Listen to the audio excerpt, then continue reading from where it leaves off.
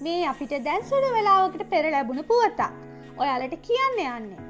සුෂාන්ගේ මරණය සම්බන්ධ මත්ද්‍රව්‍ය භාවිතය සහ ගෙන්වීම සම්බන්ධයෙන් අත්අඩංගුවට ගත් මියගිය සුෂාන්ත් සිං රාජ්පුත්ගේ පෙම්වතිය වන රියා චක්‍රවර්තිගේ බන්ධනාගාරගත වන කාලය ඔක්තෝබර් 6 දක්වා ඒ කියන්නේ තව දවස් 14කට දීර්ඝ කළ ඇති බව මුම්බායි අධිකරණය අද දහවල් තීන්දුව කරා. ඇය සිරබාරයේ සිටියදී කිහිප වරක් ඇප ඉල්ලුවාද ඒවා ප්‍රතික්ෂේප වුණා. දැන් ඇය සහ ඇගේ සහෝදරයා වන ශොයිබ් චක්‍රවර්ති විසින් බොම්බේ මහා අධිකරණයෙන් ඇප ඉල්ලලා තියෙනවා.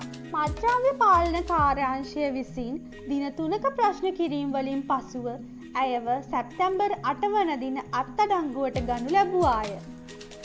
මත්ද්‍රව්‍ය මිලදීගෙන ප්‍රවාහනය කළ බවට චෝදනා කරමින් රියාගේ සහෝදරයා වන ශොයිබ් සුෂාන්ගේ පෞද්ගලික සේවකයෙක් වන දීපේෂ් සාවන්ත් ඇතුළු කිහිප දෙනෙකුද NCB වෙතින් අත්අඩංගුවට අරන් තියෙනවා.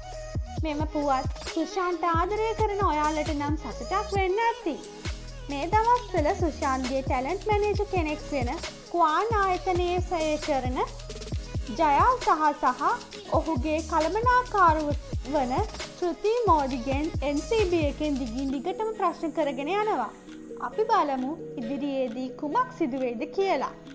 රියා NCB එකෙන් ප්‍රශ්න කරන අවස්ථාවේදී බොලිවුඩ් වල සම්බන්ධ තවත් පුද්ගලයන් 25කට අධික ප්‍රමාණයක් ගැන සඳහන් කරලා තිබුණා.